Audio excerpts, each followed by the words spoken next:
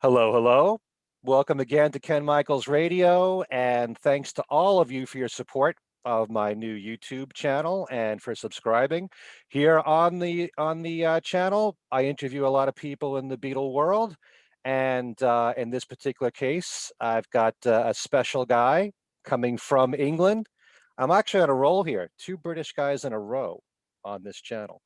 And he is the host of a Paul McCartney solo podcast called Paul or Nothing. He's been nice enough to invite me on his podcast show 4 times. So I figure, yeah, it is 4 times. So I figure it's time that I return the favor. For every 4 shows that I'm on, I'll have him on once. Anyway, it is Sam Wiles. Welcome to Ken Michaels Radio. Thank you so much, Ken. It's finally nice to visit one of your shows for a change. You know, it feels like I'm being invited through the red velour curtain, you know, to the other side. This is why my eyes wide shut podcasting moment, you know. Oh, yes, I see. Well, on the show this time, we're going to be doing something that we did a few shows back. It's something called the Number 9 Dream concept. And what I will do is we have picked a particular Beatle, and in Sam's case, I guess it has to be Paul. And we have 3 different categories.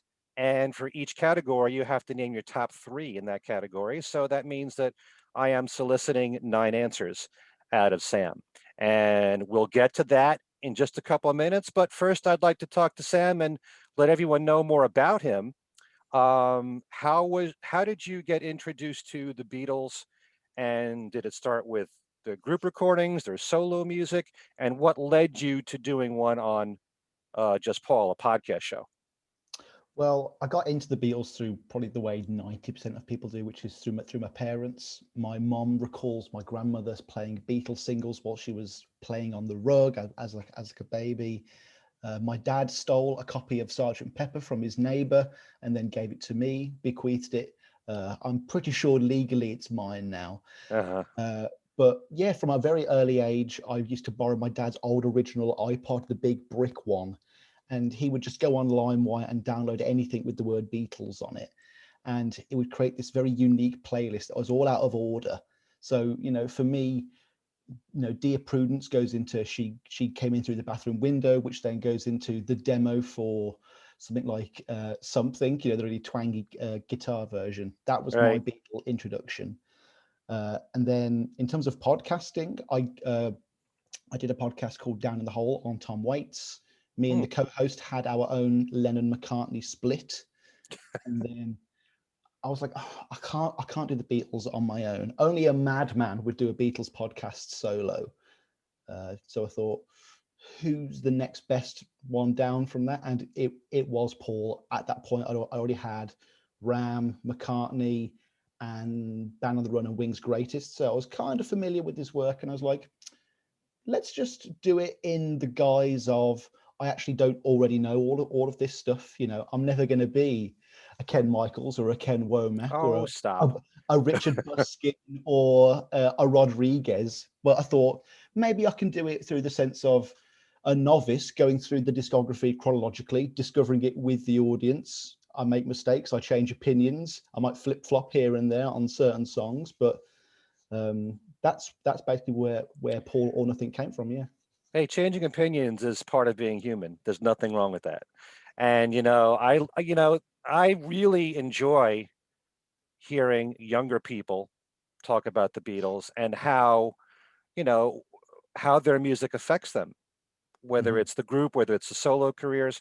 And you also got to realize that there will come a time when the younger generation is going to take over, and guys like you and Ethan Alexanian, the younger ones, you're going to be representing the Beatle world. So, oh my God, what a sorry state of affairs the Beatle world will be in then. Oh no, my word! By then you will have superstar status. No, deservedly so, I reckon. Well, but, yeah, Ethan definitely stole the title of youngest Beatle podcaster away from me. But you know, when I started the show nearly 5 years ago now, so the young moniker doesn't really fit anymore. He's no longer the youngest. There's a guy named Hudson Ranny, and he does a podcast called I Know, and I believe he's 13. And he knows quite a lot Quite a lot Oh about the Beatles no, solo music. it's going to emasculate me listening to that podcast, isn't it? You're Really good. already an old timer. Oh my gosh. It's going to be like, oh, inviting old man Sam on the show. Oh. Surprised you didn't call your show I Am Sam. I was going to call myself Sailor Sam as the host because I come from Birmingham in the UK, Birmingham, which is where Denny Lane comes from, obviously. Sure. But you know, in the way that Lady Gaga's fans are her little monsters, like I couldn't call myself Sailor Sam. Have you spent time in Liverpool? I've my best friend and my girlfriend got to Liverpool when I was younger, university. I didn't get to go, unfortunately, so I just ended up having to go secondhand. But pretty much every second was either in a Beatles museum, on the Beatle bus, in the cavern, or talking to people in bars about the Beatles. It's a bit of a stereotype, but it is Beatles central, and you're walking around and there's just pictures of them everywhere, and you're like, oh, this is everything I wish the whole world was. You see statues of them. It is magical. Andy Nichols, the fact that he got to come over here to do a degree in Liverpool must have been even more magical for him as an American coming over to here. Sure. To the UK. It's the city of dreams. It really is. It really is. Yeah. If I lived in England, I'd make sure, regardless of how close I was to Liverpool, I would spend a few weeks there every year. Yeah. You got to. It's so much a part of your heritage being a Beatle fan. So. And I've only got a desire now to go to things like Beetle Fest now that the pandemic has come in and taken my ability to actually physically go to those things. That's definitely my childish nature that hopefully comes through on Paul, and I think as well. We'll welcome you aboard as soon as you come over. Oh, definitely. Maybe you'll be on a panel with us. That'd be really cool. It'd be like Comic-Con. So before we start here with the Cloud9 number 9 dream Revolution 9 doesn't matter, it's all nines. I just did a show on Cloud9, that's why I keep thinking of Cloud9. Was Paul your favorite of the Beatles? Very early on, yeah, very early on. I think I get annoyed that it's still up for debate who the best Beatle was. It's John's band. I'll give everyone that. It's John's band, but Paul's the best singer, the best instrumentalist, the best songwriter, best drummer. Let's not quibble. Best over drummer. Yeah. I'm just trolling you there, Ken. No, okay. Of course it's Ringo, but he's the best all-rounder as well. On top of everything, though, best pianist as well, and there's a certain element that I like the underdog as well. Paul is always seen to be the lesser of the two. That certainly drew me in. Something you've taught me though through coming on my show lots, and this is what Paul and I think has kind of evolved into along the way, is challenging a lot of preconceptions about McCartney's career. Through you, obviously, it's been the total reassessment I've had of his 80s period. But, you can whittle that down to things like, well, what do I think about granny music or McCartney tuning or Thrillington? And I'm like, oh, I love all three of those things. I don't see why people get so worked up about it and why it's presented in the literature like it's this grand debate like flat earth or something. It's like, no, come on, it's pretty obvious here. Though in terms of mechanics as well, it had to be McCartney. A George one possibly there, but he wasn't as prolific. John did quite a little bit in the amount of time he was working. Right. Let's not mince words. There's no surprise that there's not a Ringo Starr podcast out there. There should be. I'll start one, I promise. Good luck to whoever does it. Maybe like a song by song one. You can really stretch it out then. 100%. Oh, you've got over 20 albums now from Ringo. Definitely. Plus an EP about to come out, live albums too. There's quite a lot there to go through, and movies. Hey, he did quite a lot in his solo career. So I'll definitely come on for the Caveman episode. Okay, I'm writing it down right now. I'll make a note of it. 2028, folks, get ready. One last thing, and I like to bring this up a lot in all the podcast shows that I do, because on my radio show, Every Little Thing, I mix everything together, the Beatles and the Mhm, solo, music from all decades. It bounces around a lot. So it's kind of like music on shuffle, kind of like mhm, the way that you were brought up on the Beatles. And you can hear the music very differently when you listen to it that way, instead of complete albums one by one, or doing it chronologically. So people get different opinions about the music because of how they hear it, especially in their early years as you're being brought up on it. mhm. So I have no doubt that through the years that I've been doing my show, Every Little Thing, people hearing a 60s song, a 90s song, a 70s song, a new song, one like that, it has an effect. It makes you realize that there's a continuity here, Mhm. as if it is one catalog, which is really the way that I look at it anyway. Yeah, yeah. I guess with Paul, it's slightly different. Like I guess with my Tom Waits podcast, he has huge leaps where it's like he's this guy, and then he's this completely different guy. Whereas McCartney, at the very start, is I'm all these guys, and then as he moves through time, it's I'm still all of these guys. But then a couple might get left along the wayside, and a couple new might get brought in. But there's still a definite consistency moving through his career, and it's insane how many of my favorites are so perfectly scattered on the graph of his timeline. Yeah, There's no period where I'm like, oh, there were just a couple of good ones from that era. It's like, no, I've got 20 there, 20 there, 20 there, 20 there. very good. That's a good way to be. Yeah. So let's do your first category here, and that would be your top three Paul Beatle songs. So let us know what they are and why you feel the way you do. I guess I wanted to start off by saying I strayed away from like John Paul songs just to kind of keep it like purely Paul. Hmm. Um, Lots of songs came to mind immediately. Like I've got an honorables list here. She's a Woman, Another Girl, I've Just Seen Her Face, Your Mother Should Know, Lady Madonna, Martha My Dear, Maxwell Silverhammer. That they could be anywhere in my bottom seven there of the top 10. But I am going to start off with quote unquote granny music because there's nothing to be ashamed of. There's no such thing as a guilty pleasure as we have agreed upon in the Thank you. past. Thank you. Thank you. I Yeah. hate that term. I really do. Maybe PS I Love You is a guilty pleasure, No, ironically, no. but it's more like guilty Schadenfreude more than pleasure. Um, yeah, I'm going to start off with a sweet, silly saccharine song, which is When I'm 64. Okay. And I why do think, you feel that way?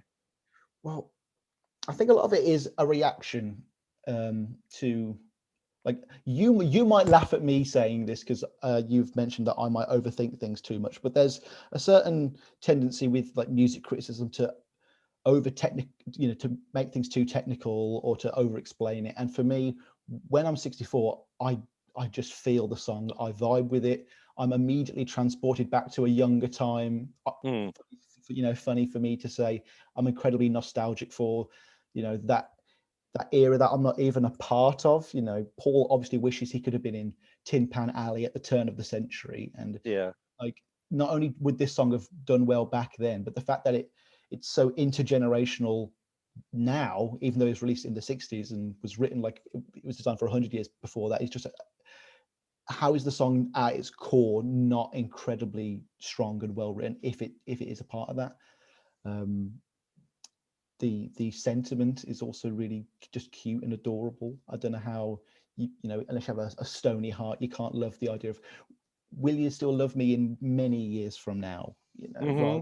rather than tomorrow, which might be more of a Lennon song because he's a bit more insecure, and planning someone's life together. It's so sweet and gooey and maybe a bit sour for some people, but you know the granny music thing, I feel like it's people trying to look cool at the end of the day. uh, for people who want to say that their favorite artists are Nora Jones and Leonard Cohen. Like I get that. That's fine. You can be that person and be a bit aloof. But I like Paul McCartney just going dooby doo doo dooby dooby doo doo doo doo. You saw Maxwell Silverhammer and Martha My Dear. Right. in my honorables list as well. When I originally wrote the top three, it was just When I'm 64, Martha My Dear, and Maxwell, because that is my favorite type of McCartney, because he's shameless when he's like that. He's just, this is me, this is the kind of music I like, this is what I'd like my dad to like, Jim up in Liverpool. Right. uh, and that's something I'm really attracted to, not when he's doing, hey audience, I'm doing this for you, gotta sing, gotta dance. You know, there seems to be this conversation on social media.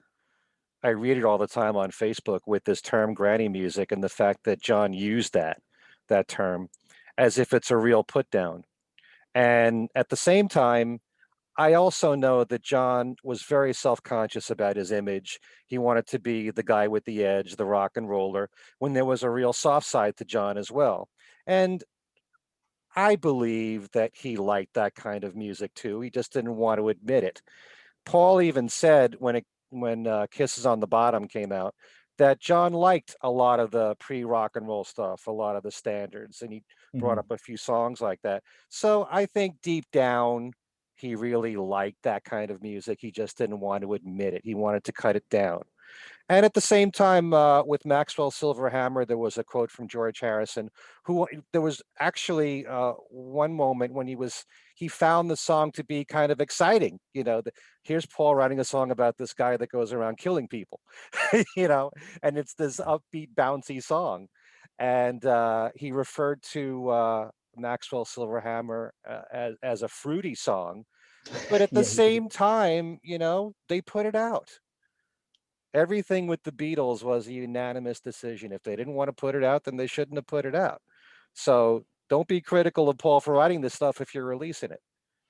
No, I remember listening to the bootlegs for the rock and roll sessions, and when Lennon's trying to get all these cool rock and roll session musicians to play Lady Marmalade with him, and Uh-huh. he's the only one in the room that knows it. I was like, ooh, John's not the coolest boy in the room. Actually, Well, there's, maybe not. he liked disco. He liked disco. And Who doesn't like disco? Come on, who doesn't like there's a lot disco? of people I know that don't like disco. A lot of Beatle fans are that way. But again, So I didn't have to live through it. That's another thing about Paul or Nothing. I can be very objective because I don't have to be like, oh, I didn't have to live through people's hatred of Wildlife and Red Rose Speedway. I just pick up those two albums. I'm like, oh, Wildlife's in my top five. Yeah, no problem with that. you come through it with a clean slate, and that's a great thing. No Yeah. built-in prejudices. No, just a lot of learnt ones instead. So name your other two favorite McCartney Beatles um, songs. Gonna go to a sadder song now. There's a great Tom Waits line. It's like, I like happy songs telling me sad things, or sad songs telling me happy things. But Uh-huh. uh, what Paul delivers in For No One Mm. is a sad song with sad music and even more depressing lyrics. And it's such a rare diamond in that sense. Like to pick any song off Revolver's like choosing between children in a burning fire. Like, it's very difficult. I understand that. Every time I have someone on my show going, oh, Sam, you can't make me pick these songs. I'm feeling that now, and I've had 2 days prep for this episode. Mm. Um, but for Paul to write all these silly love songs and make me feel happy, happy with you, songs like that really do brighten my day. Mm. His ability in For No One to actually make me feel sad and regress to, and kind of experience old open wounds that I thought were once closed is very palpable and very tangible. It's an incredibly powerful song. Mm. I feel like it's over in about 30 seconds. Like, it just flies by. And the way he puts, it's not a John or a George song. My day breaks, my day aches. It's your day breaks, your mind aches, and Mm. suddenly you're like, ah, ah, like already you are immediately thrown into the song. Immediately you are there experiencing it with Paul. It might not be the exact type of situation, but it's one of his most subtly universal lyrics ever. Like, it doesn't have to be something that's really out there, like band on the run, or really commercial. Uh-huh. uh, it's just something that really, this could just be me. I could be in the 10% or the 15% of people that feel this way, but it really touches me in a very palpable way.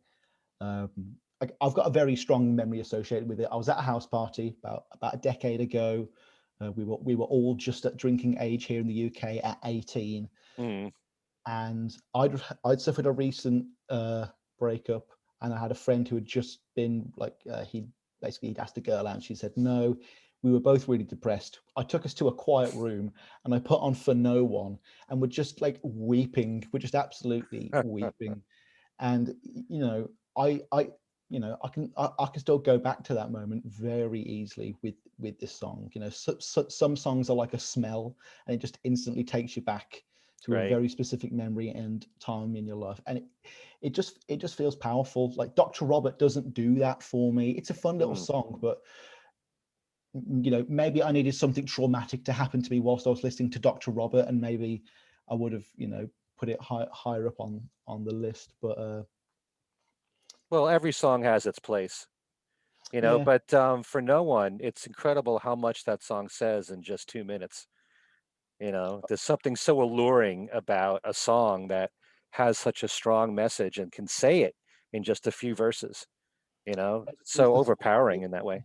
yeah, Paul's ability to make me feel something in a short amount of time is always surprising for me. Hmm. Single pigeon, for example. Why isn't that 2 minutes longer? You know, I love that song so much. It means so much to me, and yet minute 15, something like that. 50, Uh, minute. a Oh, is minute it? 50, something Oh, more like is it? that. Yeah, it's not a I'm minute 15. I'm going on my Spotify. Red Rose. I will sort this out. No, it can't be. It's fit. What, a minute 50. Oh, right. Okay. Whatever. This. I'm depressed now. I've been embarrassed on Ken's show. Everyone. No, that's okay. But just a quick question. What is it that For No One does for you that, say, Eleanor Rigby or She's Leaving Home doesn't? Because those are both very sad songs, You're pretty right. amazing songs. And Eleanor Rigby is also very short, so I find Eleanor Rigby quite enlivening, though. I don't know. I feel it's quite a thrilling song. Like, especially when you watch it in Yellow Submarine. There's just a rush you get Eleanor Rigby, from the melodrama of the string section, and hmm, the harmony's still quite uplifting. You know, look at all the like. hmm, It's whereas For No One does wallow in the sadness, I guess, and that's quite rare for a McCartney track. But that's not to say like it's not an enjoyable time. Like hmm, Paul's voice is angelic. The piano flows incredibly well, and there's lots of little flourishes there that only Paul can really be you know put in there. Um, and the words are just seem to be so perfectly chosen. Like a lot of people think Paul's writing is quite flippant, or oh, he'll just block out a few words and oh, maybe and baby, that'll do. hmm. But he's just a master of his craft on Revolver, and this is the standout moment for that here for me. um I probably wouldn't have gone with She's Leaving Home just because I wasn't going for John and Paul ones, but if I was, Right. Okay. yeah, you're right, 100%. Okay. So you have one more Paul Beatle song. I've got to go with my dad's favorite Beatles song, which is Michelle. Uh, I remember I came downstairs when I was about 8, and he was playing guitar at about 12 at night, and he was playing Michelle. That how is that not going to resonate around in my mind for Hmm. 20 years? It's my favorite song from Rubber Soul, always has been. Mostly just because the image in my mind now as well of Paul in the corner of a crappy 50s party in a turtleneck sweater going Michelle Marble in the corner with his little guitar. That image is just so whimsical and fantastic to me. Like I cannot resist what this song is, because not only does he write Michelle, but he turns a song that wasn't romantic to anyone when he first did it, when he was trying to be, and turns it into one of the most mellifluous. Oh my God, just the amount of joy and emotion in this song is it's unparalleled for me, really. Hmm. Uh, I find it quite hard. See, this is why I didn't do a Beatles podcast. I actually find it quite hard to express the emotion I feel for Beatles music, because it's almost too much every time. The songs you like, you cannot come close to expressing how they really make you feel. Um, I And those guess feelings can change too over time. You can relate to songs differently as you get older, as you will discover many years from now. no, Paul has said that about a lot of, say, more his soppier material. Like, I'm waiting to hit 45 and go, you know what? Cafe on the Left Bank ain't bad. No, no, I won't though. I won't. Uh, Um, if I I love want that to, song. if I want to overthink Michelle, something I do like though is his ability to take a song from the past and finish it off. I love the fact that he could do like Fishy Matters Underwater during the Hmm. Water Wings era, and then 40 years later, Frank Sinatra's Party. yeah, and then not even put it on the album. Like, Mm. that's Paul, baby, and he does whatever he wants, and I really admire that. And Um, likewise, he does the same thing with When I'm 64, which you mentioned, because yeah, that was that an was old melody that he didn't have lyrics, but he brought it back for the song. my favorite one of them now. Is this will put into context my age. Um, so When Winter Comes was Hmm. actually recorded the day I was born, Really? September 3rd, 1992. There you go. He wrote it knowing that. Yeah. Yeah, That there's gonna be some Brummy guy in his mum's house talking about it in 28 years. Oh, One thing about Michelle, I mean, you want to keep this all Paul, but John did write the middle eight, I guess you call it, the I love you, I love you, I love you part. But fair it's enough. mainly Paul. It's yeah, and someone else who helped him with the French, I believe. Yes, Ivan Vaughn's mother, And apparently, she's one of the famous people in history who got Beatle checks many years later, and which is deserved it.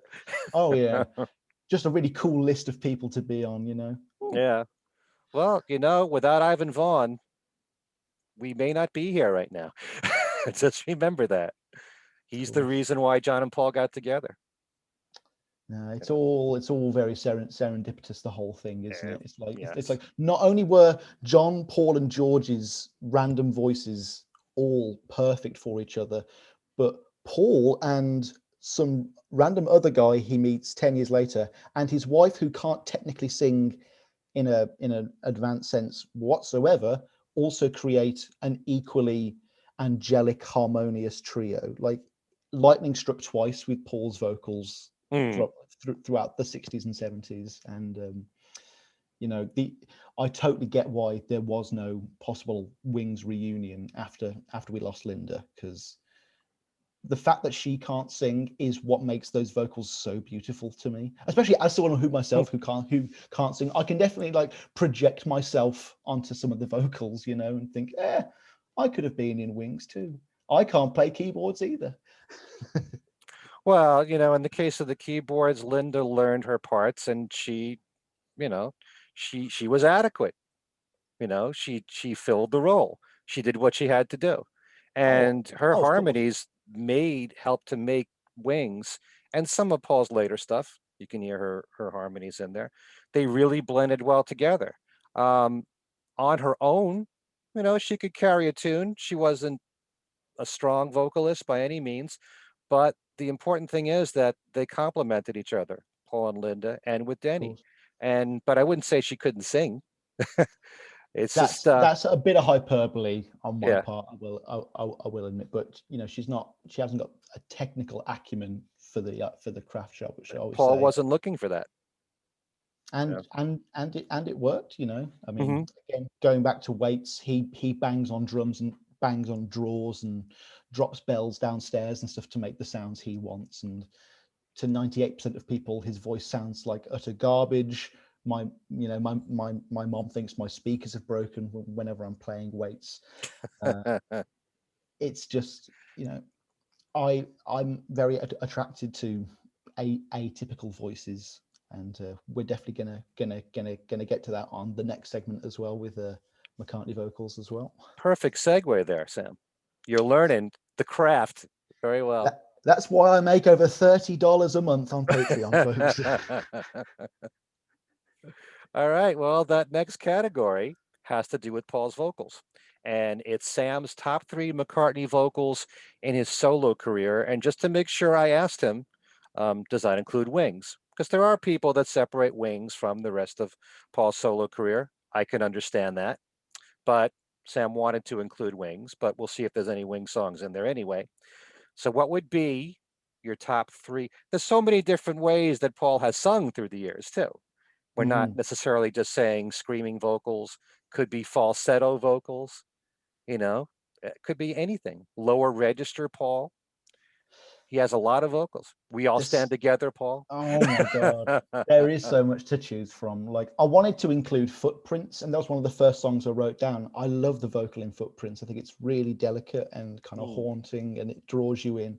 But then I was like, oh yeah, but then there's Too Many People, and there's Oh Woman, Oh Why, and So Bad, and Ain't That a mm, Shame from Tripping the Life Fantastic, and Good Night Tonight. I'm like, oh God, there's how do I choose here? So I just went back to what I know, which is the songs that I find myself singing to myself the most, the songs that I find myself listening to the most, the songs that I don't skip. And mm. I'm going to start off with a shouty Paul vocal. You know, he is the son of Little Richard. I had to give a nod to his powerhouse vocal in Monkberry Moon Delight. Yes. Yeah. Okay. I mean, again, you know, Oh Woman, Oh Why from those sessions, backseat in my car, Too Many People, Smile Away at a push, you know. Right.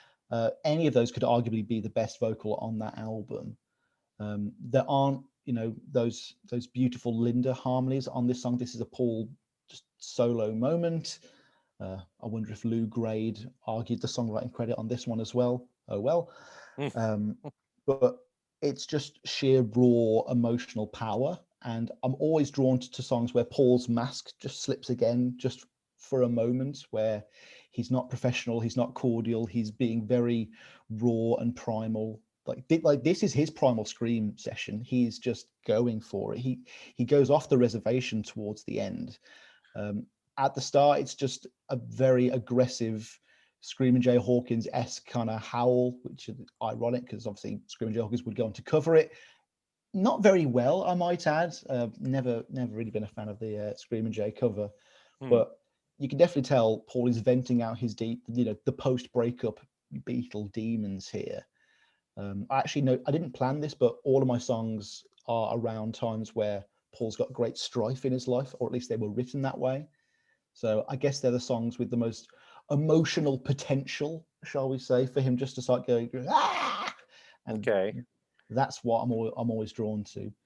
But the way he just starts taking his silliness and his whimsy towards the end and just putting it into straight madness and just start going, whoa, whoa.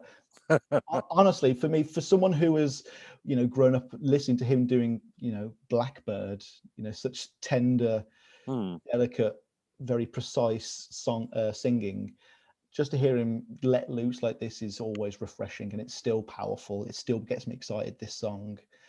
um, I like to think I can sing it. I definitely can't. I'm completely tone deaf. But when I've got both my earphones in and I'm cycling home at 3 a.m. in the morning from a terrible 12-hour shift, I'll gladly wake up the neighbours by singing Monkberry Moon Delight every time. You're my kind of guy, Sam. Oh I yeah. mean, Monkberry Moon Delight for me, definitely. It's probably the greatest screaming song in Paul's career Hmm. because it's continuous throughout the whole song.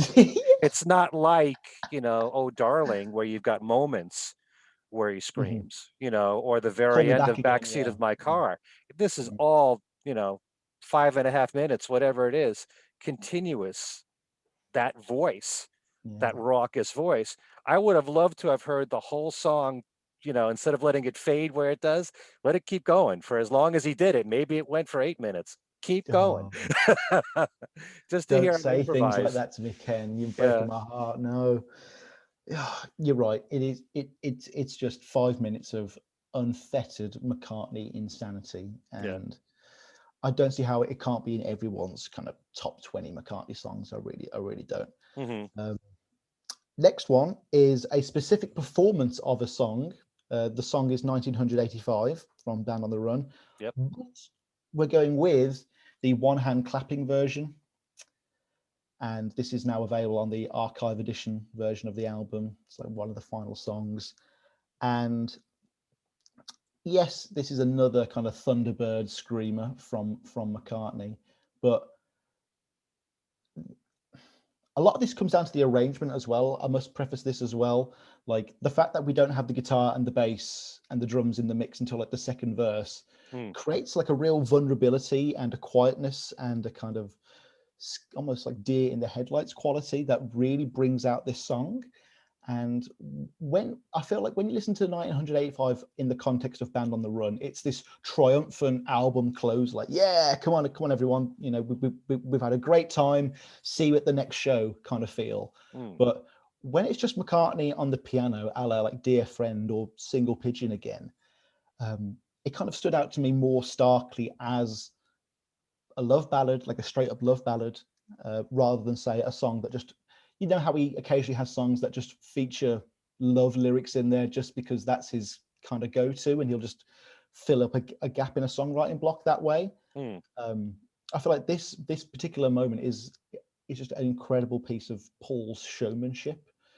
And then not only that, he gets off the piano later in the song when the backing track comes in, and it's just him with a mic, which you never see, and he's got a cigarette in his hand, and it's the coolest he's ever fucking looked in his entire career. It doesn't get any better, you know, bomber jackets from Band on the Run aside. But there's just a noticeable upgrade in the passion and the strain and the drama in his voice. And towards the end again, like Monkberry Moon Delight, he starts just screaming and yeah-ing. Don't yeah me, Janice. But I feel like he's noticed that the song is already amazing. The footage is going to be great. I probably don't need to record anything else later today, a bit like John doing Twist and Shout at the end of the day for the Please Please Me sessions. And he's just letting rip. He doesn't have to, you know, he's not in the middle of a recording session, and he just shreds his throat in this song. And it's so exciting. It's just so powerful, and it blows me away every time I watch it. It's probably the most watched YouTube clip on my feed, if I'm honest. Wow. Oh High yeah. praise there. Very interesting. I like what you said there. So it's also the build up, the way that the song is arranged that way that you like so much. Okay, Definitely. very good. Third song. I've got to represent the quieter moments now. Okay. I was thinking footprints, maybe distractions. I was like, oh, you know, I can throw Ken and a late 80s bone here. But You don't have to include 80s, just on my account. well, no, it is though. It is, and it's one that I can't believe I didn't consider immediately. No matter how obvious the choice might be in other top McCartney lists and how overplayed it might be, but I'm going to go with Here Today from Tug of War. Again, with the wider context of this being the Lennon death song, it's very easy to project emotion that might not be there, and think, you know, Paul might be feeling things that he might not have been feeling during the recording. But I guess there's just an earnestness and an honesty to the way Paul delivers this vocal performance. It doesn't feel like there's any pretense or that he's put an over amount of thought into it. It's just him speaking to John through the form of song. It's incredibly understated. Like, you never really see this topping any list of all-time great McCartney vocals, but you know, it's just him being honest with us, the audience. It's him being honest with John. Again, mask slipping a little bit. There's a real tragedy to how controlled he is in this performance as well, because you know, you want to picture him bubbling up with tears as he's singing it, and he probably was trying to fight through the tears during this recording, and yet he's such a consummate professional. He just delivers such a tender, soft vocal here that, I mean, could you imagine if he tried to deliver something like Maybe I'm Amazed for the John death song, you know, or Best Friend, something like that? Really, That wouldn't work. yeah, it'd be so garish and inappropriate. And for McCartney, the showman, to be quiet for a moment, you do take notice. You always do. It goes back to Dear Friend all the way on Hmm. Wildlife, just boom, piano note and just silence and Paul saying Dear Friend. It's always impactful. You are going to take notice more. And I just really admire how he doesn't draw attention to himself. He almost somehow steps outside of the song. So it's just you and the song itself with John. It's not very showy or flashy. And it's it's the perfect vocal for that song, I guess. In the way that a lot of Ringo's drum parts are just simply described as it's the perfect drum beat for that song, and he plays it perfectly. Hmm. Paul set out with a very specific mission, with a very specific vocal for this song, and he achieves it effortlessly. Okay. I think a lot of fans now would rate Here Today as one of Paul's best songs. I Hmm. don't see it in the category of vocals with fans. Not that you ever see a list of that all that often, your favorite McCartney vocals. But yeah, I would think that you might actually prefer when he does the song live, because he does choke up upon occasion and his voice cracks from the emotion of doing that song. I'd like to say I remember, but all I can remember is crying myself when he played it when I saw Mm. him in 2018. I remember thinking to myself, I'm not going to cry at Blackbird. I'm not going to cry at Here Today, and Mm. I'm not going to jump up and down when the fireworks go off in Live and Let Die. Uh-huh. What happened? All three of those things happened. Of Mhm. course, they did. I didn't get carried off in a stretcher like at Shea Stadium, but I was pretty close. No one will doubt your fandom, Sam. Oh no, no, no, no. I've got the hat to prove it. Very good. So now we move on to our last category. This one I'm most intrigued by, Mhm. and this will be your top three McCartney songs of this century, the 2000s on. So quite a number of albums to pick from there, and stray songs here and there, bonus tracks. There's quite a lot there to pick from. So what would you choose as your top three? Again, I should highlight, if I'm being faithful to the format of my show, I technically shouldn't have listened to anything from this century, but I was aware of new when I started the show. I had to listen to Egypt Station and McCartney 3 for the purpose of the show. And then there have been many occasions where I've just gotten a bit curious and I've just scrolled ahead on the old Spotify. There's so much from this century that I love of Paul's. I think it's been a very fertile decade for him. Mhm. Um, I'd be interested to see if it doesn't get shifted to the point where the 90s become his supposed bad decade. Because I've been so impressed with the 80s and I love everything that he's pretty much done in this period that we're going to talk about now. That, the bad decade's got to go somewhere, someone's got to take the hit. There Um, doesn't have to be one. no, it's a music journalism, music criticism law, you know. Uh, Pepper or Revolver's the best, and McCartney has to have a bad decade. Hmm. And no one likes Men Love Avenue. These are all the consistent. Well, you should have watched our Oh, show on Talk More Talk on Men Love Avenue. I think we praised it for I'm sure you various did. reasons. Oh, I'll give it another chance today. Go on. Okay. I mean, there's okay. Honorable mentions. Cut Me Some Slack, Queenie Eye, English Tea, Jenny Wren, Deep Down. Your favorite from McCartney 3. My Uh, least favorite from McCartney it's 3. so good. I was so close to putting Deep Down just to see your face, but Frank Sinatra's Part we mentioned, Dance Tonight, I Can Bet, Happy With You. Mm. Uh, there that's just the honorable mentions. I could easily do 50 songs from this century, easy, and they'd all be brilliant songs. I'm going to start with one from new.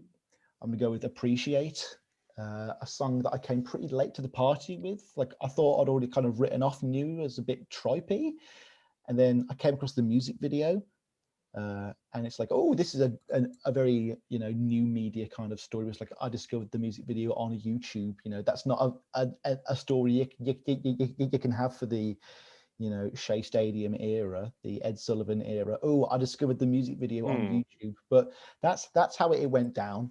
And maybe it was the adorable dancing puppet robot that Paul was interacting with in that music video that cemented it in my mind. But for me, fundamentally, this is a song that gives me those McCartney 2 vibes, those fireman vibes, those twin freaks kind of vibes, where it's mad Professor McCartney doing his thing, and it's got the same kind of freedom and the same kind of open expression that you will find in the granny music kind of stuff, where it's him going, I honestly don't care if anyone likes this. There's no pretense. When he said that, I didn't think McCartney 2 was going to be an album, I genuinely believe him. He must have so many unreleased songs that are just in his drawer somewhere that we'll never know about, fully recorded ones as well. Hmm. And this gives me that same kind of McCartney 3 buzz. Um, You know sorry. something? I never brought this up in any of my podcasts, but we know that Paul said that about McCartney too, that he didn't know it was going to be released as an album. And yet, the end of 1979 with Wings, he performed Coming Up. I think he liked Coming Up. I think that was always going to be a Wings B-side somehow. I You think he was think? going to, yeah, I think there was a weird transitionary period that Paul might have trying to do with Wings, you know. Tug of War definitely still could have been a Wings project in a slightly different timeline. Hmm. It's one of those things I'd like to ask him at a non-disclosure agreement based dinner party, you know. Okay. You know, there's a friend of mine who I was talking about before, Jeff Slate, who had interviewed Denny Sywell, and I wanted to bring this up in an interview with Jeff because one of the things that he said to Denny was when he listens to Paul, he feels like when Paul writes for himself for a solo album, when he writes for Wings or a band, it's like he's two different people. And That's I don't interesting. hear that. I really don't, because I mean, Wings rehearsed a lot of the stuff that ended up on Tug of War, Pipes of Peace, and Broad Street, Hmm. you know, in their last year together. You know, in 1980, there were rehearsals and they're doing Take It Away and they're doing Average Person and they're doing No Values. So, you know, he was in a band then, you know, those were band songs and yet they ended up on a solo album. Because obviously So, you gave me the answer doesn't sound like a solo Paul McCartney song at all, does it? Baby's Request, it totally sounds just like a song Denny Lane could have written, you know. Obviously not. uh, there is, I've always felt there's been a very strong continuity in all of Paul's work, no matter what title he gives it, hmm, whether it's McCartney the Fireman, whether it's Percy Thrillington. I see all of it as just being all part of the same kettle of fish. Um, so they're you don't they're see a difference between Wings and McCartney. not at all. I don't see why I should. Oh, Paul I is do. he's such a strong founding member of that group. All the decisions have to go through him. It's for all intents and purposes, as far as I interpret it, it's still solo McCartney. I think that's sad when people think that way. I really do. A lot of younger people, a lot of younger fans, they didn't live through Wings. So, you know, for me, as someone who did live through it, heard radio airplay, heard Denny Lane songs being played on the radio, and not just McCartney songs, and hearing Jimmy McCulloch, Medicine Jar on the radio, and Wino Junko. It wasn't just all Paul. And Those when are you some of my saw them favorite live, songs. Oh no, yeah. you know, Wings Over America tour had 5 Denny Lane vocals in there. It wasn't just all Paul and one from Jimmy. So, yeah, there's no doubt who the leader was, but you can have lots of bands out there with an obvious leader, but it's still a group. I get that. I just guess not only are the majority of the songs by Paul, but he's got his fingers in all of them as well. There, he's pulling strings somewhere. There's influence crossing over always, and that works in reverse. You know, there are probably far more Denny Lane contributions to songs than will ever be formally recorded. You know, perhaps there was a particular guitar lick on San Ferian that Denny Lane came up with, but it's still a Paul credited song. You know, we're never going to know that. Um, it just feels like that, unless you play the solo songs, unless you play, like you say, Wino Junko or Again and Again and Again, if you took those out and you just played for a group of aliens, McCartney 1 right the way through to Pipes of Peace, it would just sound like the same single unbroken career, as far as I'm concerned. Yeah, but you can't take those songs out of Wings albums. That's my point. They're there for a reason. And I think that, it was very important to Paul to present Wings as a group. And I think he tried to do that.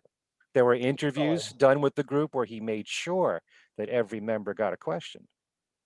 So he did that for a reason. So I think in his mind at the time, he definitely wanted to project Wings as a true group, even though we all know that he was the leader. You can still have bands out there that have an obvious leader and they're still a group. The Police were still a group. They weren't Sting's group and that's it. You know what I'm saying? Maybe I'm biased just because I'm doing a Paul McCartney podcast and not a Wings podcast, perhaps. So let's. I'm willing to have my opinion change as always. No. As always. I'm glad that I've influenced you, but then I want you to be independent too, and I know that you are. You can't make me, Dad. You can't make me. I'm going to my room. So you mentioned Appreciate. You got 2 more to pick from. Appreciate. Then I'm going to go with Deep Feeling, not Deep Down. I mean, every single review and interview that came out prior to McCartney 3, we were hitting like Deep Down. It's the magnum opus. It's the greatest song. It's the centerpiece. And I hate having expectations for any Paul McCartney work. I like to go in completely blind, or at the very least, going with the correct context. Like, oh, okay, this is something a bit different. Going with this kind of like, especially with like Egypt Station, I was fully prepared. Like, okay, I'm glad I got to hear Come On To Me, and I Don't Know, because now I know what to expect. Kind of this is where Paul is in 2018.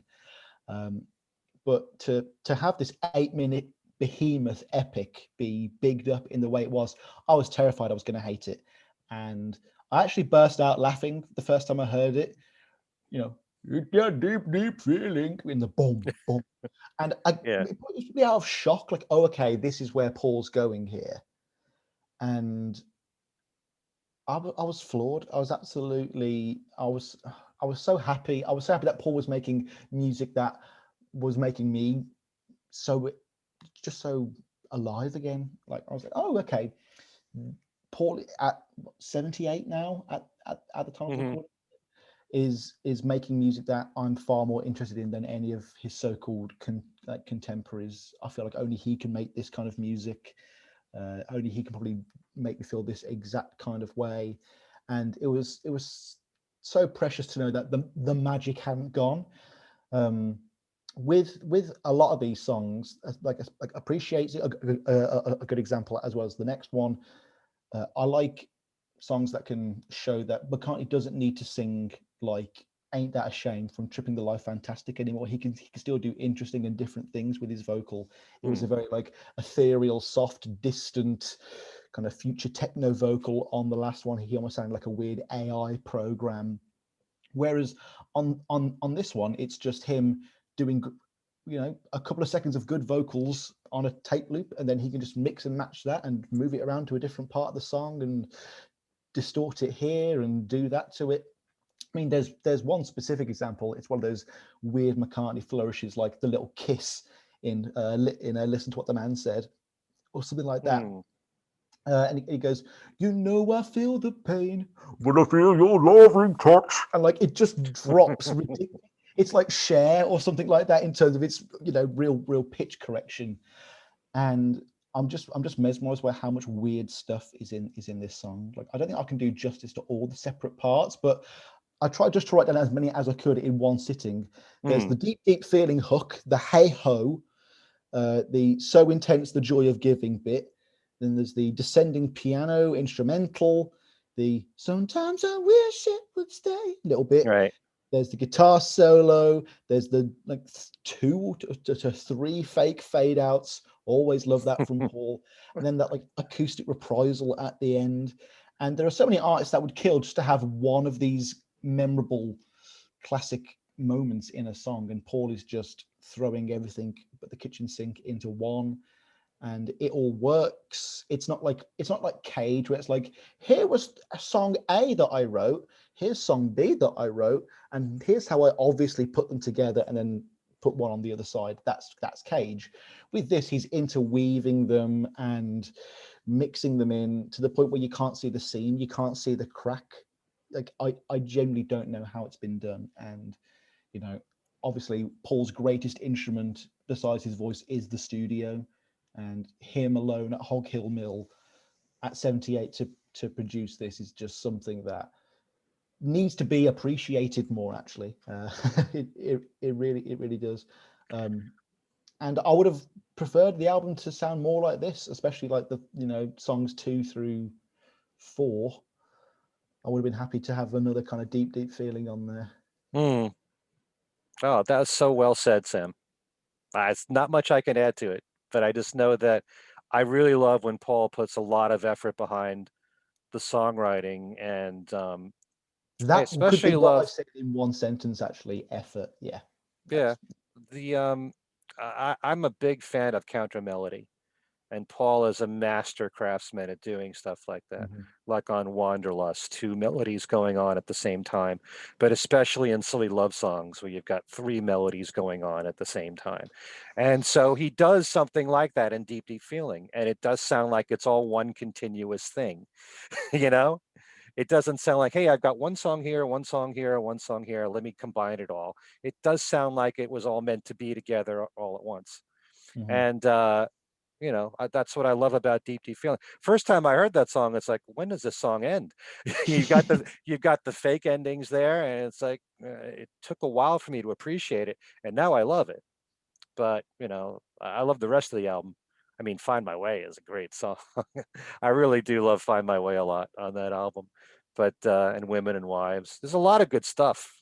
You know, It's all about Deep Down, everyone. You heard it here it's no first. Deep Down is the is the weakest song in terms of composition. But anyway, let's move on to the third Yeah, song this is here.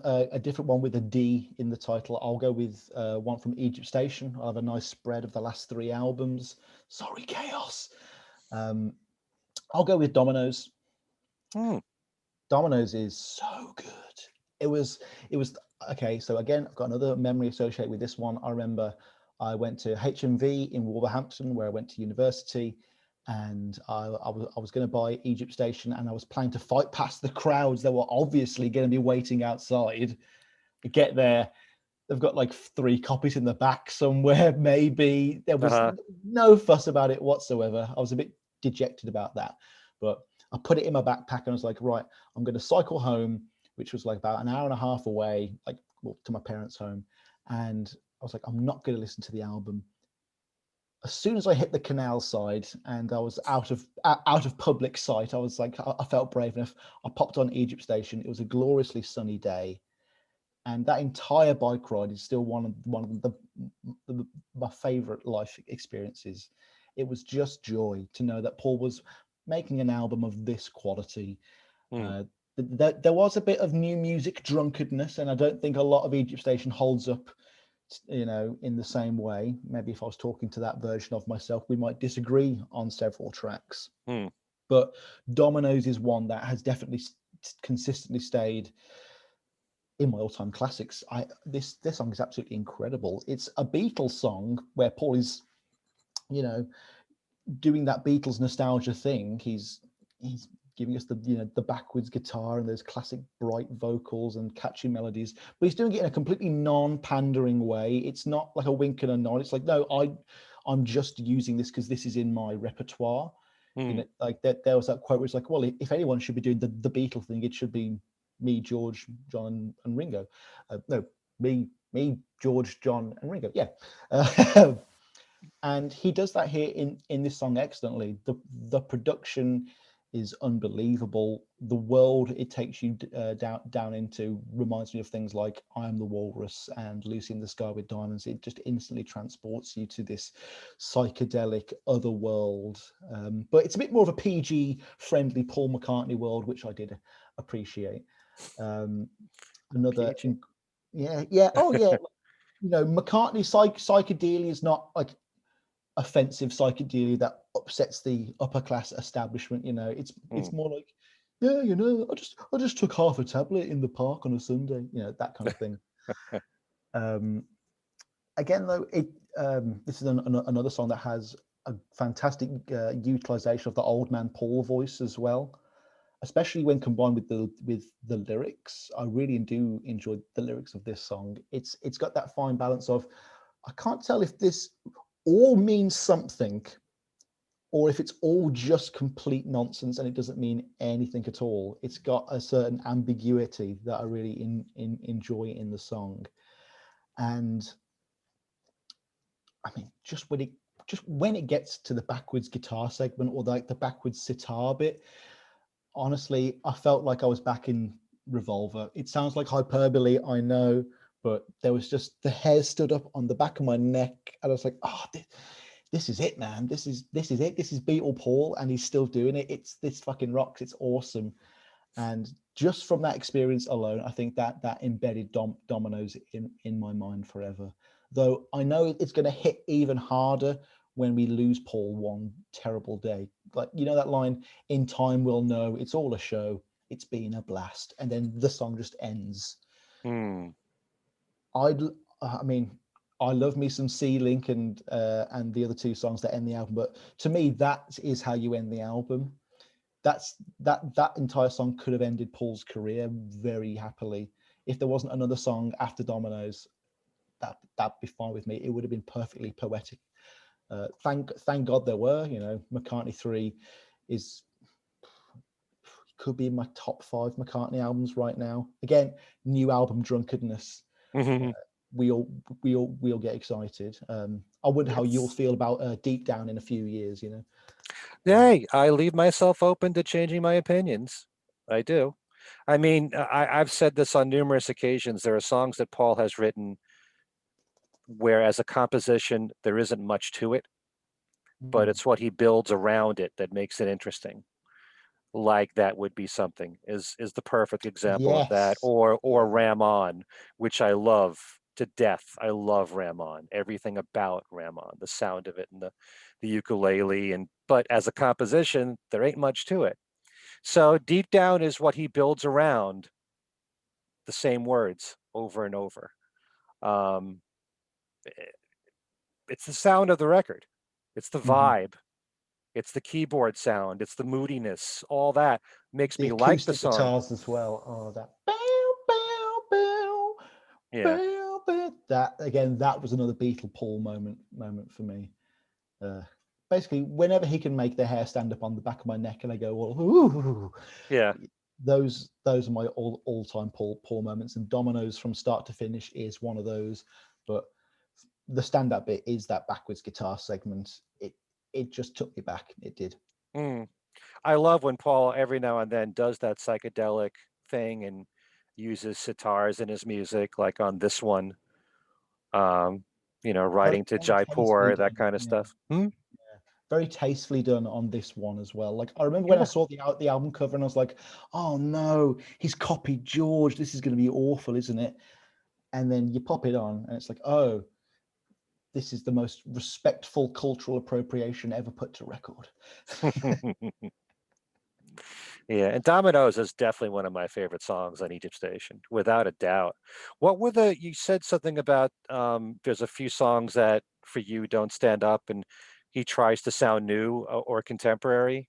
Am I misinterpreting what you're saying? Like For You, that kind of song, or No, I definitely do prefer those songs. I guess what um, doesn't work for you?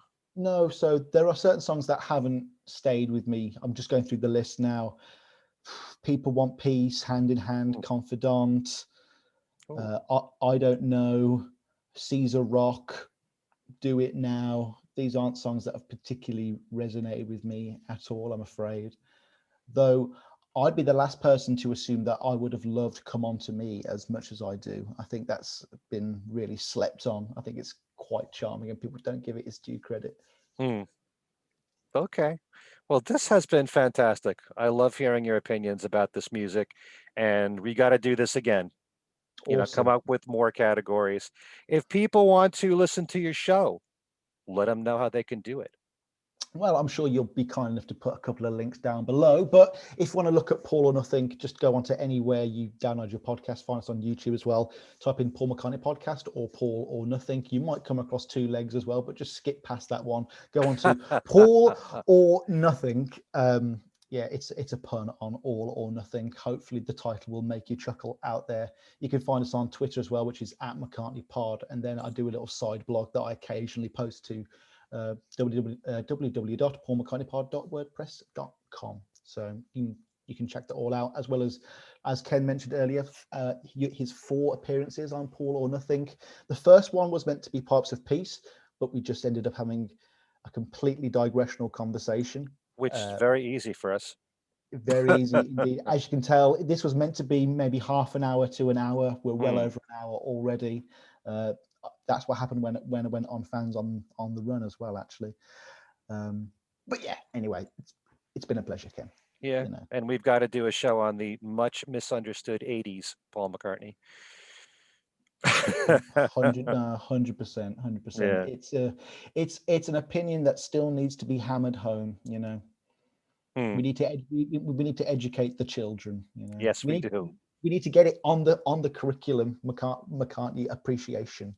Yeah, we've got to kill this myth that Paul was lost in the middle of the 80s. His unreleased album is some of the best music I've ever heard. The stuff with Phil Ramone, you mean?